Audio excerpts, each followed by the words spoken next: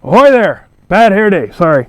Didn't have time for hair and makeup. Anyhow, today we're going to be reviewing a really cool, something offbeat but definitely camping related.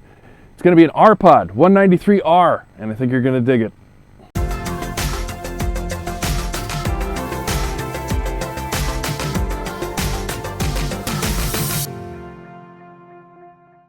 So today we're doing something different. Usually, you know, it's buses, camping, outdoor stuff. We're out here in beautiful Kodiak, but this time we're going to be reviewing a friend of ours just got the 1921 and a half RP193, and we're going to be taking a look at this, and we're going to try to show you as much as we can so you can see what it looks like. The cool part about a brand new camper is it's not as bad as IKEA, but it's close. Sort of some assembly required. See how it's got this stuff?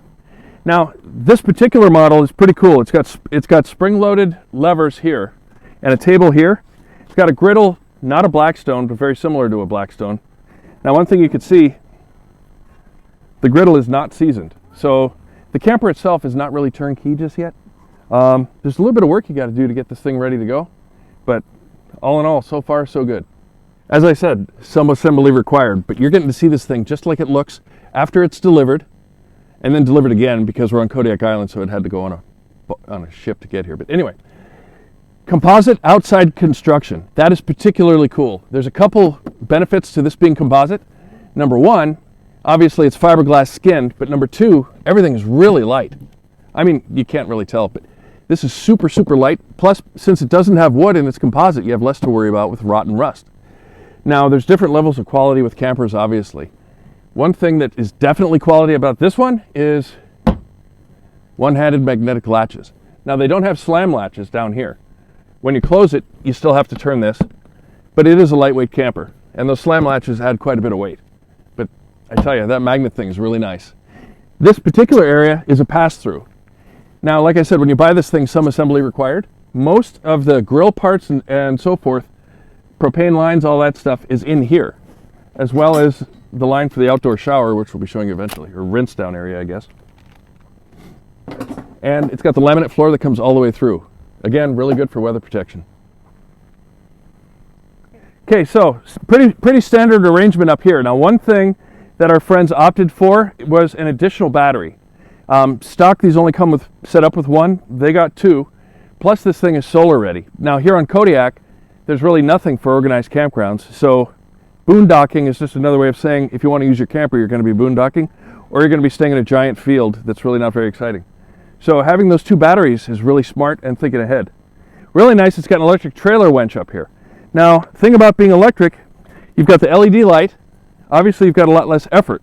Now, some people get concerned, well, what happens if the battery dies or if the motor dies? Well, it's got this little rubber plug right here that you pull out. And then down here is a socket that's the same as the scissor jacks that are used to stabilize it. So you use the same tool that you use for stabilizing this that you're already going to have, and you can use that to override this in case the motor goes out or your batteries go dead, so you won't be stranded. Now, you'll see a lot of campers that don't have as much forethought as our pod did, where this dog leash tie out, you'll see many of them where the dog leash tie out is on the back of the camper. Now, the thing about that, if you've ever watched one of those family vacation videos, you know something bad can happen if your dog is still tied to the trailer when you go driving down the road. Standard, this comes with I think it's a 25-pound propane cylinder. Again, pretty standard, you know, it's just inside a plastic container. Obviously, the nice thing about only having one propane tank is you don't have to worry about switching back and forth. Now, this one has the front window. I've seen some of these that don't, and I got to tell you, this is beautiful. Not only is it tinted, but it's curved to match the curvature of the trailer. Plus down here, it's got a rock guard. And here in Alaska, they're going to be using that. Down here, this is your 12-volt master controller. The 120-volt master controller for alternating current and shore power and generators is on the inside. This 12-volt controller on the outside, this is the power for the batteries. So when you turn this to the right, now these batteries are hooked up together, so in this case, turning this to the right will energize both of these batteries at the same time. Now, if they decide to use solar later on, it'll also be able to charge those batteries at the same time. Plus, when it's hooked up to the generator, like it is right now, the converter is going to be able to charge those. Now, I've mentioned before the difference between a converter and an inverter. A converter takes alternating current, which in this case is 120, but if you're hooked up to like 30 or 50 amp service, might be 240. Takes the alternating current and converts it to direct current to maintain the batteries and to power the 12-volt accessories in the camper. An inverter, on the other hand, takes power from those batteries and inverts it to 120, so you can use your 120 accessories, which in this one is probably the microwave, and that might be just about it. Okay, now we're on the driver's side or the port side, depending on if you're a boat guy or car guy, whatever. This is that pass-through, again with that awesome magnetic setup for this, and this door really feels like it weighs nothing, yet it's quite sturdy because it's composite. LED running lights all the way around this thing, again very low power draw and very low maintenance. Now here you've got your water hookups. Up here you got your tank hookup. Now the tanks on this particular camper are pretty interesting because all three are the same size. It's got, this is a 30-gallon freshwater tank, and then it's also got a 30-gallon gray water tank and a 30-gallon black water tank. So all three tanks, 30 gallons apiece. Down here you've got your city water connection. Now the one thing we always recommend to people that are going to use the city water connection, even though these have regulators and they talk about how many PSI they can handle, it's always a very good idea to use a separate water regulator. They don't cost a lot. The ones that we've used a lot. What I recommend using is the one that's got an actual gauge on it and is adjustable. Because even though these can handle upwards of 100 PSI, 30 to 35 PSI is going to be just fine for showers, washing your hands, and filling that tank. Now what I like to do is I like to put that regulator on the spigot side so that my whole hose isn't charged up. Now down here we've got all the specifications for this particular trailer. 15-inch tires, which is pretty good size. This thing's got some decent ground clearance. It's got, I think it's 1,181 pound cargo capacity, which means now you have to approximate 8.2 gallons or 8.2 pounds per gallon for the water in that fresh water tank. If all your tanks are full, then you're pretty much getting close to your cargo capacity. So you don't want to be running this down the road with all three tanks full, which of course is impossible unless they were full when you got there. But again, something worth knowing, you always want to pay attention to these. The other thing is when they're talking about the weight capacity of the tires and the axles, you always fill the tires on a trailer to the maximum pressure, which in this case is 65 PSI. So your low point for the water, right here. This is where you're going to go to winterize it. Also, if you can notice, belly's closed. Another sign of quality construction because you can heat the basement, not freeze up so quick. Okay, so we're going around the camper. We got slide style frame windows here. Got a nice drain setup up there. We got about a 6-foot slide, and this slide has what's called Schwintek drives, where it's got 2 electric motors that push it out at the same time. What that means is when you run this slide out, you want to make sure to run it all the way out. When you bring it in, you want to bring it all the way in because it's 2 electric motors acting independently. And if you short stop it too many times, you might wind up having a bit of a situation where they get out of sync. So while the tires might be a name that I don't recognize, these rims are beautiful. And the tires themselves look pretty aggressive. Now here in Kodiak, we don't have highways. So this isn't going to be going down highways. This is going to be going off-road. Do you need traction on your trailer tires? No. But it looks cool, so hey, there you go. We have a 6-gallon water heater. This is a 2-way water heater. It's got an electric switch down here where if you're running off alternating current, you can switch it to 120, and then there's another switch inside. Otherwise, it runs through the propane here to run it off propane. It doesn't run off the 12-volt direct current setup. Now this is a good one. This is a Suburban. The way I can tell it's a Suburban, this has a big anode rod down here. This anode rod is a maintenance item. Not only do you take this out to drain it when you're getting ready to winterize it, you also inspect this because all of the galvanic corrosion and rust is going to go to this zinc rod. And so as long as you keep that maintained, this thing's going to give good service. Now if you live in a place that has a lot of bugs, which we don't, it's often recommended to put metal screens on the insides of all these intakes because a lot of those dirt daubers and bugs like that like to come in through these holes because they're actually attracted to the smell of propane. And they'll actually start to plug up all the orifices and everything for your propane system. So something to be aware of there. Now here on Kodiak, that's not going to be a priority because there really aren't any. Now some bunk models have outdoor access for the bunks. This one does not, but what it does have are these really nice windows. Big windows for the upper bunk and the lower bunk. And then down here, we have a storage area, more storage, which is under the lower bunk. And again, those nice magnetic latches. Plus back here are your water drains. You've got your gray water here, which to help you figure that out, they put a gray handle on it. And your black water over here, which is the bigger of the two pipes. What we've learned as far as which ones do you open first, which ones do you open second, how do you hook them up?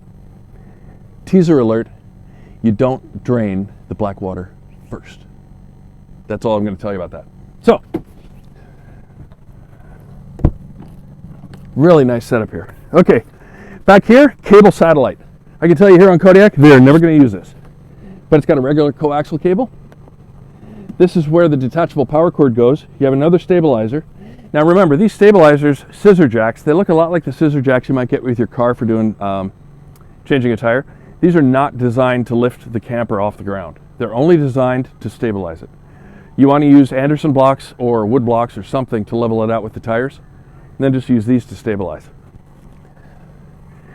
Back here you've got a nice 4-inch bumper. I really like this bumper setup because it's inset, doesn't go all the way to the outside.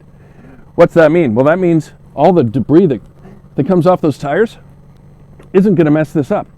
Why do you care if this gets messed up? Well, because on this camper, just like almost every other, you pull this plug off, and inside of here is your sewer drain hose.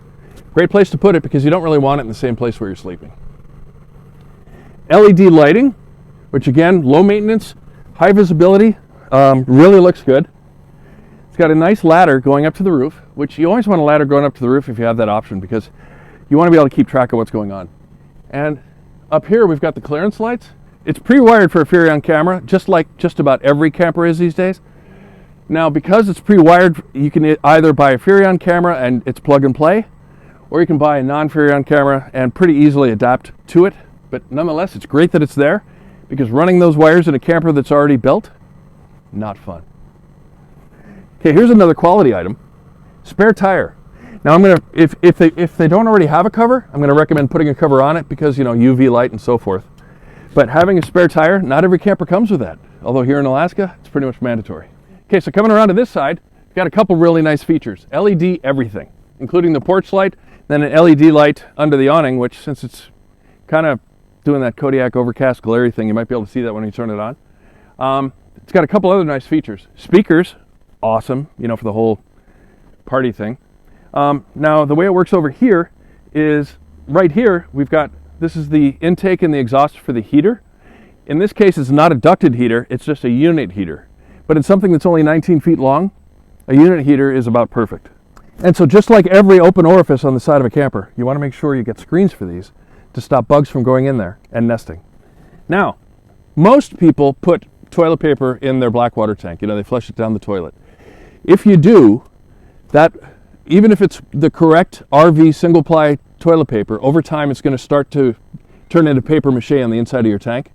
And then your sensors are going to not work because they got the paper mache and they're not going to be able to sense the level in the black water tank. That's what this is for. This is a high pressure inlet where you can hook up, you know, a garden hose and actually flush out the black water tank. Now something you have to be aware of, as I mentioned before, it's only a 30-gallon tank. So if you're doing that, you just have to be cognizant you don't want to overfill the tank, because if you overfill the tank, guess where the water goes? That would be right in your bathroom. Down here we have a quick disconnect for the propane hookup. One thing that's really nice about this, is it easy to reach? No, it's way under here. But that's a good thing. Why? Because the tire's out here. And the last thing you want is that tire spitting a bunch of sand and gravel up to the quick disconnect, which is going to go to that griddle. And all our propane is in this area, by the way. We have the heater, the quick disconnect, and then this is the refrigerator. This has a two-way refrigerator with automatic switching, so this can switch between electric and propane. By using propane, that makes it an absorption refrigerator. There's no compressor, there's no freon. Uses heat to boil ammonia, the ammonia condenses, comes back down, and that's what cools the refrigerator. Now, that system, while it's much more suited for a camper, it does have a downside. It doesn't cool and recover nearly as quickly. So when you're using an absorption style refrigerator like this, it's always best to pre-cool it if you can by putting a couple bags of ice in there, or if you're going to be traveling with half a load, just try to offset it with as much stuff as you can to get it cold in there. And then it's much better at maintaining cold than actually getting something cold. Up here you've got your vent for the stove. Now this is in the closed position, and you leave it closed. However, a lot of people don't realize you have to open this for it to work. So it's got a little door under here, you pop it open, and then that way you can cook inside and vent outside. And every time you're cooking with propane or natural gas, you have to have something that vents to the outside. Okay, down here you've got your quick disconnect for that coil hose freshwater washdown, which is perfect right next to the door and in the outside kitchen area.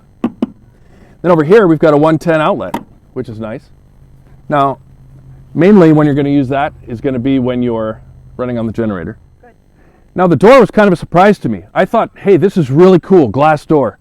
And it is cool that it's a glass door. Let's see if the owner, Jess, is also here.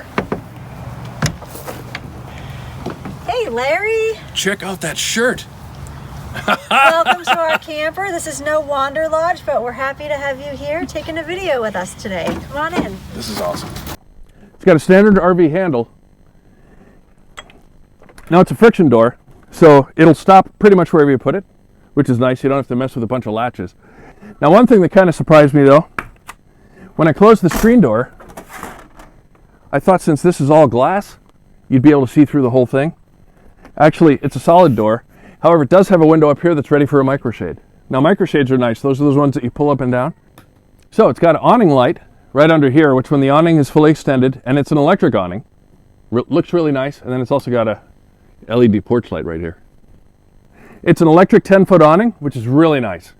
Manual awnings are fine, but you're always pulling a rope, and then you have to have two people on both sides to level everything out. In this one, all you have to do is push a button.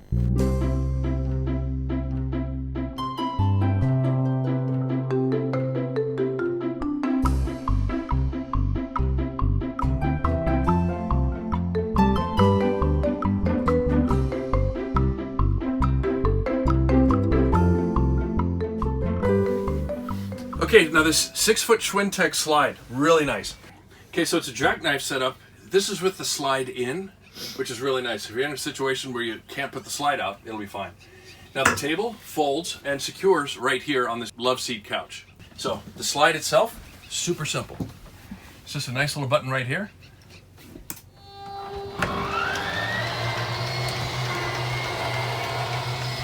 And again, being Schwintek, we want to let it go all the way out.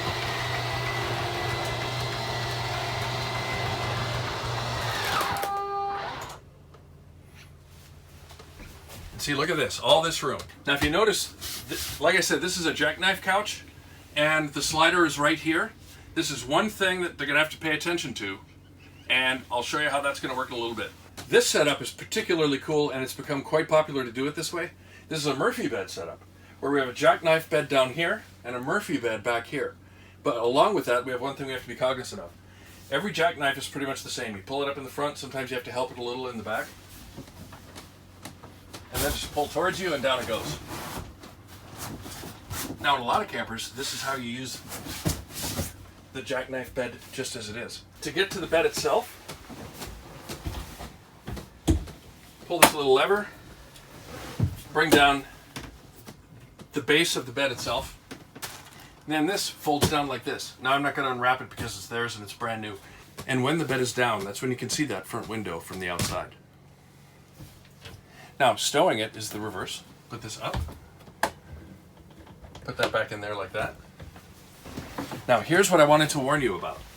So one thing to be cognizant of, now it's awesome that we've got USB and 110, but we need to be careful of, the slide is right here, the Murphy bed is right here.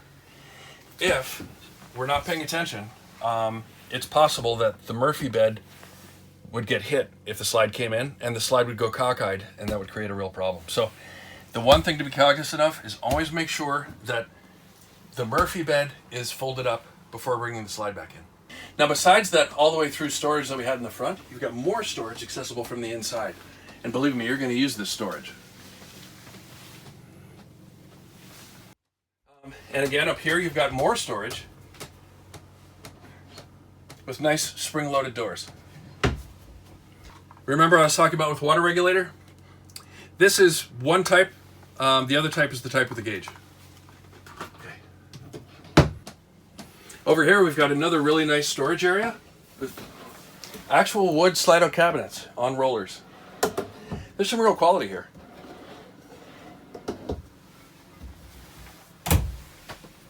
Okay. And then up here, you've got two upper and lower bunks. Now, everybody says they're for the kids, and they are for the kids. However, I mean, they're a little over 6 feet long, so they are big enough for adults. The passenger side, starboard side, you've got a 12-volt television, so you can watch this television even without being hooked up to 120 or direct current. And it's got here's the 12-volt plug for that, and then it's also got a digital antenna with a booster. Now, if you're going to use the digital antenna, you need to make sure that that light is on like that, and when it's off, you just push it. Now, the antenna's off. This coaxial hookup here is if you're hooked up to cable at a campground, in which case you would just take this and move it over to here. This is GFCI protected, ground fault circuit interrupt. The reset for that is on that side. And you have more USB ports, which is awesome. And then if you're an old fogey like me, the shelf could come in pretty handy for holding a CPAP machine. Okay, up here we've got our radio, which is pretty nice. Typical and AM, FM, and of course Bluetooth and USB.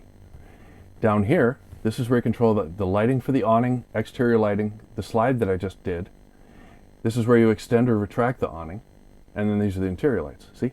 Dark, light. However, if you want individual control of the lights, all you have to do is push them. How cool is that? So you don't have to have them all on at the same time. Now down here, we've got another control panel.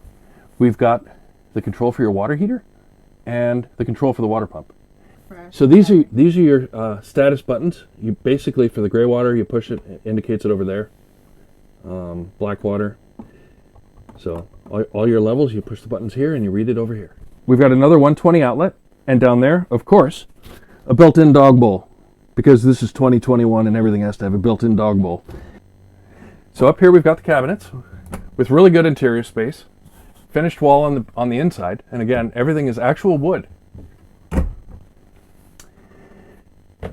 We've got the pull-down awning back here, which is really nice. The kind of awning that the door is ready to accept. And again, here in Alaska, you're going to use that. Sorry, yeah, the window shade. Really nice high sink.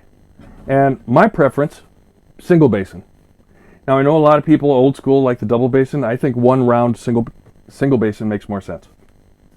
Then of course when you're not using it, you can use this to extend your counter space. However, I wouldn't put a lot of weight on there. And even though it's HDPE, I would not use it as a cutting board. I'd use an individual cutting board. Definitely nothing hot. Coming over here, we've got the Suburban cooktop, which is really nice. This actually has a glass top, not like some of the cheaper ones that might have plexiglass. Now, that said, you still want to make sure this thing's cooled off before you close it. Spring loaded, 2 burners, pretty much straightforward. But again, make sure the outdoor vent is on, the outside vent is open, and this fan is on, which is reasonably quiet. And again, don't close this until it's cooled off. Now down here, we've got what I consider to be, so if you want the easy way to figure out are you looking at a quality camper or not, just check out the cooking facility. A propane oven is nice.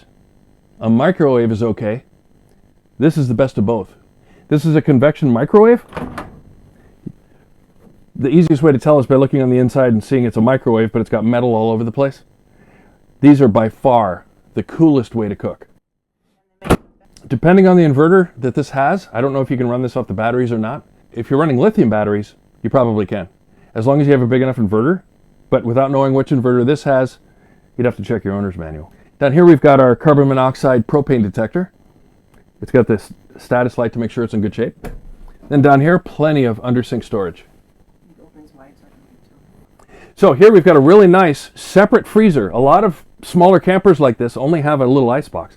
This actually has a freezer, and when you open it up, here's the controls. Again, you have the on-off, and you have automatic or gas. If you have it pressed in, it'll be automatic. If you have it out, then it's going to run off propane. This is the on-off switch. And again, really nice setup for the freezer. And a pretty roomy refrigerator. Now you can tell it's absorption because you can see the cooling sink fins right there. And see, you've got little crispers at the bottom. Okay, pretty nice setup and very roomy for a 19-foot camper. Now below that, a lot of people have seen these road vacs. I think they're the coolest thing ever. All you do is you just sweep the floor. Hey, look, I got a little stuff here I can put here. Wonder if there's a bag in it. I guess I'll find out. Turn it on and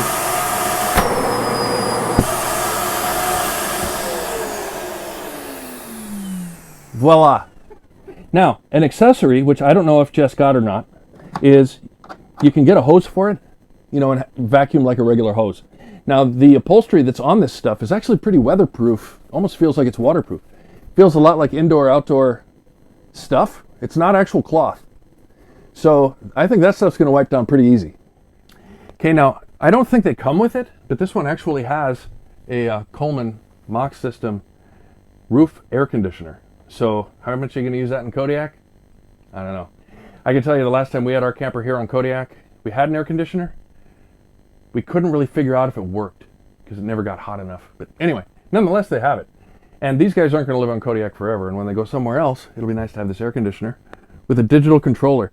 This digital controller is nice because it's dual function. Not only does it control the air conditioner, it also controls the heater, which makes it very convenient. Now, this is pre-wired for solar, but it doesn't have it. It's got the ZAMP wiring system. So if they did decide to put a solar MPPT charge controller in here, which I'm pretty sure they probably will, the wires for it are right behind here. One last thing to note, got some nice roof speakers here and here. That's in addition to the ones that are outside. Then you've got a smoke detector right here. Now, this being a new modern unit, one thing I should point out, oftentimes, so since it has that single unit heater, those single unit heaters get really hot. Now, in life, dust accumulates in places.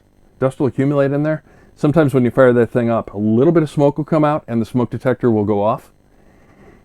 It'll say in the owner's manual, but for a brief time, it's okay if this sets off the smoke detector because it's just burning off the dust. So I've just walked into the aft bathroom, and you know, again, for a 19-foot camper, I'm 6'3", and as you can see, I've got all kinds of room in here. We have a really nice fan here. I believe it's a maxi fan, and these tend to be really quiet.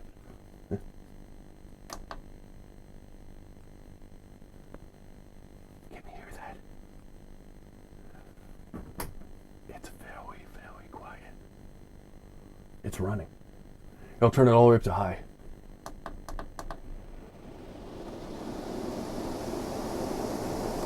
So even on its highest setting, it's pretty quiet. We don't currently have a Mexican food restaurant on the island, so I don't think you're gonna have to use number 4. Anyway. So the shower itself is interesting because it looks like it's almost like a wet bath, but it's not. It does have a curtain, which is really nice because it's in a track. So this curtain isn't going to be flopping around and sticking to you like the ones that are just off a pole. Plus, it's got that hotel curve that gives you more room on the inside. So, I'm 6'3". Now, yes, the base of this is a little bit elevated, but check it out. I actually fit in here. Can I do jumping jacks or calisthenics? No. Do I have room for a guest in here with me? No, but I'm willing to try.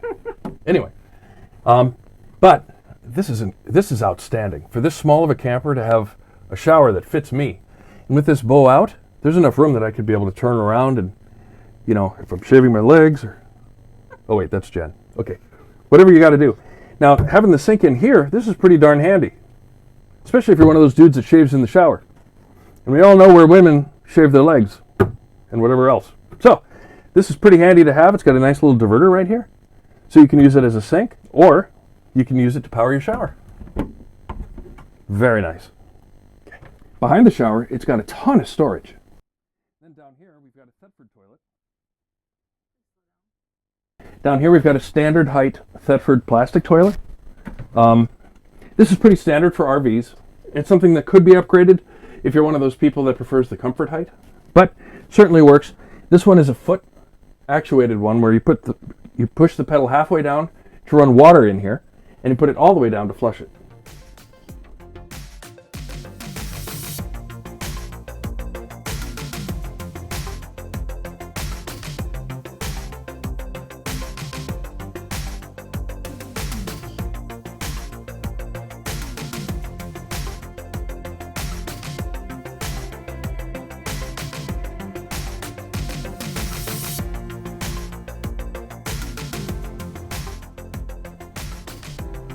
So this is the 2021 and a half RP193. Beautiful camper, very well built. I love the composite structure.